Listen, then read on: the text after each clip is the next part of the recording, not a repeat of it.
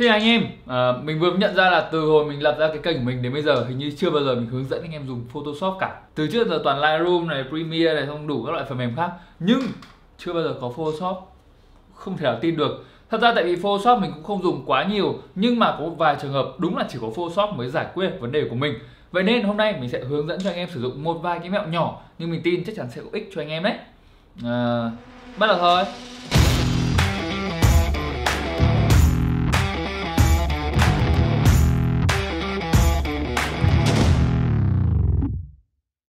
Rồi, ok, mình nhận được rất nhiều comment nói về chuyện là anh làm Photoshop cơ bản các thứ đi. Nhưng mà với mình ý, thì mình thấy Photoshop làm chương trình kiểu nó quá rộng lớn. Nếu mà các bạn chưa biết nó có thể edit cả video ở trong Photoshop cơ. Vậy nên mình sẽ bắt đầu nhẹ nhàng một tí. Mình sẽ hướng dẫn cho các bạn một vài mẹo mà giúp cho công việc chỉnh ảnh rồi kiểu các thứ của bạn nó dễ dàng hơn rất là nhiều. Chúng ta cùng đi vào và làm thôi nhé. Rồi, ok, phần mềm Photoshop mà mình sẽ sử dụng trong video ngày hôm nay để chỉ cho anh em đó chính là Adobe Photoshop 2020, tức là phần mềm Photoshop mới nhất ý. Lời khuyên của mình dành cho anh em đó chính là để làm hết tất cả những mẹo hôm nay mình chỉ cho anh em ý, hãy cố gắng update Photoshop của bạn lên bản mới nhất. Up lên bản mới nhất thì nó vừa nhẹ, nó vừa nhiều tính năng, không thể ra không update đúng không? Nhớ update lên và bây giờ chúng ta sẽ đi dần vào thôi nhé. Mẹo đầu tiên mình sẽ chỉ cho anh em là làm thế nào để dùng được Lightroom nhưng mà trong Photoshop nhé. Rồi, trước đây mỗi lần mình chỉnh ảnh ghét nhất cái việc mình phải đi qua đi lại giữa Lightroom và Photoshop. Có người thì quen với Lightroom, có người thì quen với Photoshop. Vậy làm thế nào để sử dụng được hai phần mềm này liên tục với nhau? Nếu các bạn đang sử dụng Lightroom thì các bạn có thể chuột phải vào cái ảnh và edit in Photoshop như video lần trước mình đã chỉ cho các bạn rồi. Mình sẽ để video đấy ở đây hoặc ở đây. Nói chung là nó sẽ hiện ra ở trên này nhé. Nhưng nếu các bạn đang làm việc trong Photoshop mà các bạn cần dùng cái gì đấy trong Lightroom thì sao? Thì đây là cách mình sẽ chỉ cho các bạn nhé. Với tấm ảnh các bạn đang nhìn thấy ở đây, mình sẽ chuột phải vào cái phần layer ở bên này, sau đó chọn Convert to Smart Object. Convert to Smart Object xong thì mình sẽ dùng một cái filter để các bạn có thể chỉnh được như trong Lightroom. Các bạn bấm vào phần filter ở trên này, sau đó chọn Camera Raw Filter. Đó, thế là nó mở ra cho các bạn một cái giao diện trông gần giống Lightroom. Ở đây các bạn cũng có thể chỉnh được kiểu như exposure này, contrast, xong rồi kiểu các thứ như trong Lightroom. Nó có rất nhiều lựa chọn khác ở đây, ví dụ như là tone curve này, detail, xong rồi kiểu đủ các loại về HSL hay là thậm chí là cả gọi là sửa méo của lens nữa. Toàn bộ những công cụ này nó rất giống ở trong Lightroom, nó chỉ sắp xếp khác đi một tí thôi. Nhưng cái hay nhất ý, mà mình thấy là chúng ta có thể dùng ở trong này đó chính là chúng ta có thể dùng được preset trong Lightroom của chúng ta nhưng mà trong Photoshop.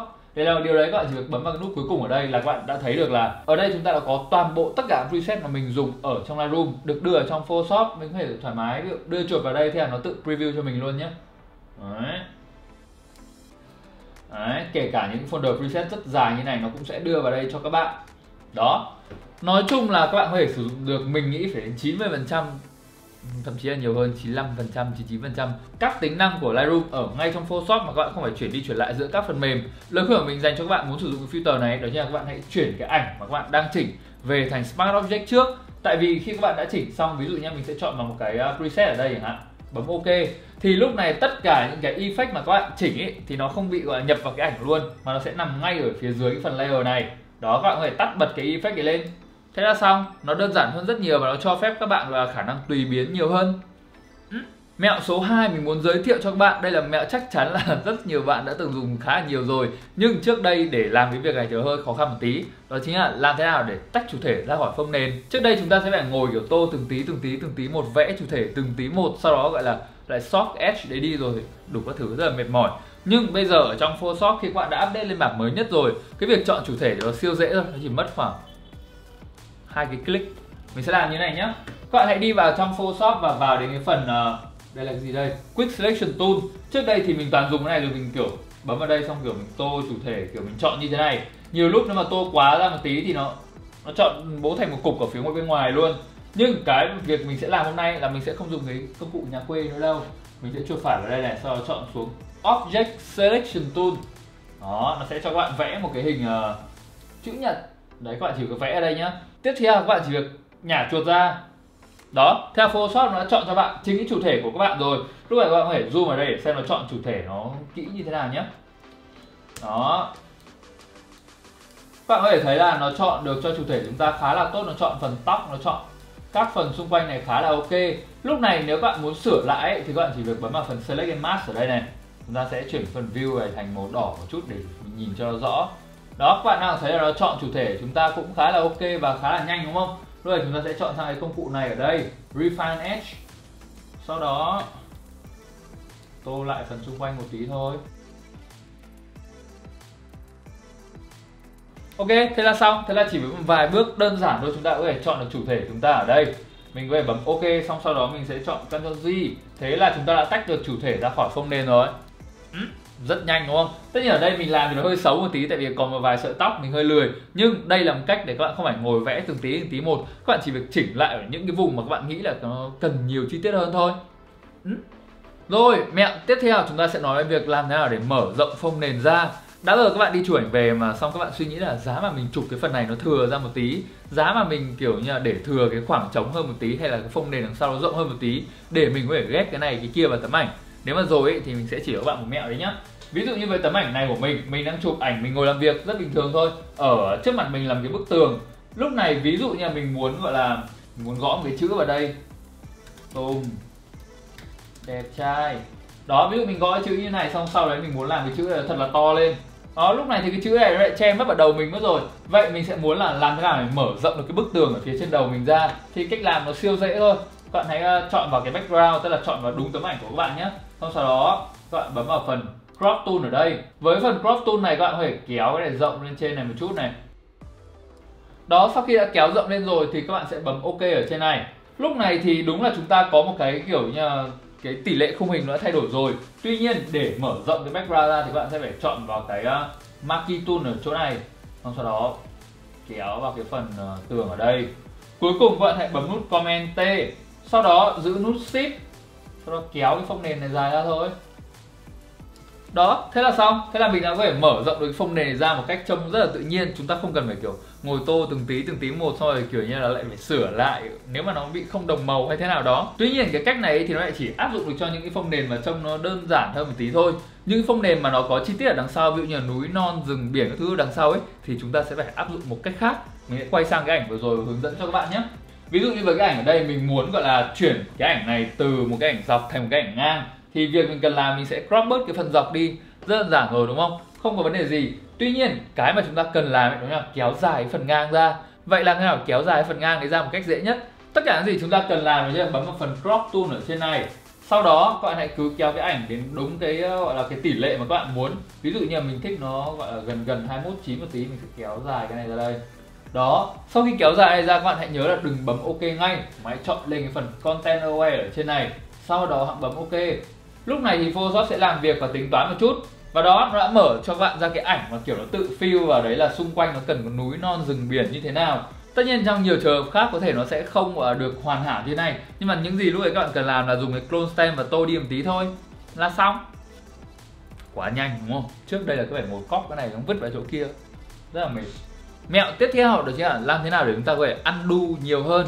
Undo tức là Ctrl Z hay Command Z ý. Làm thế nào để khi chúng ta kiểu vẽ nhầm cái gì ra sai hay là chỉnh nhầm cái gì đấy sai mà chúng ta có thể gọi là undo cái bước đấy nhiều hơn. Trước đây trong nhiều phiên bản Photoshop trước thì nó chỉ cài chúng ta là chúng ta có thể undo đến khoảng 15 hay 25 lần gì đấy thôi. Tuy nhiên với nhiều người giống như mình chẳng hạn, mình rất hay lỡ tay, mình sẽ cài cái undo đấy nó nhiều hơn một tí để mình có thể chỉnh sửa lại nhiều hơn. Thì làm thế nào để chúng ta có nhiều bước undo hơn ý, thì chúng ta sẽ vào như thế này nhé.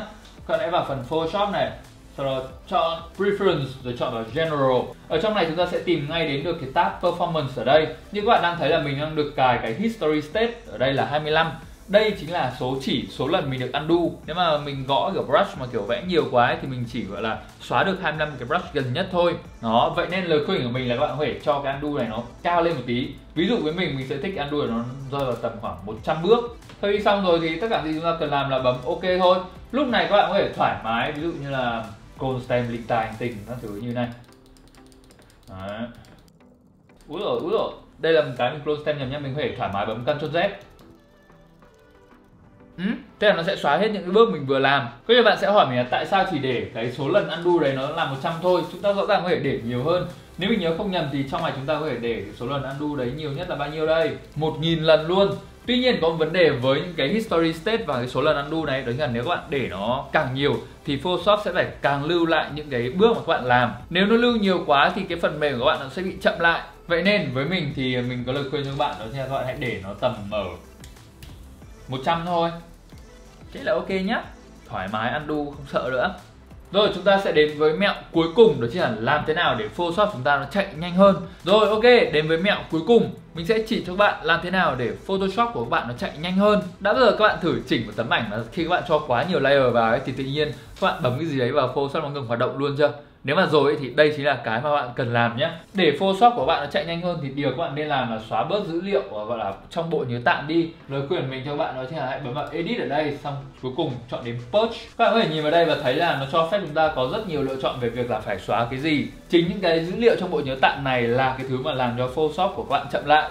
Tuy nhiên trước khi xóa này thì mình phải cảnh báo các bạn một việc, đó là khi các bạn xóa đi thì các bạn sẽ không thể nào undo được nữa. Lúc ấy mình có nói với các bạn về việc là các bạn có thể undo đến tận 100 lần hay 1000 lần. Tuy nhiên sau khi các bạn làm cái bước purge này và xóa những cái dữ liệu ở trong bộ nhớ tạm ấy đi thì nó sẽ xóa luôn cả những cái history của các bạn và các bạn sẽ không thể nào undo được nữa.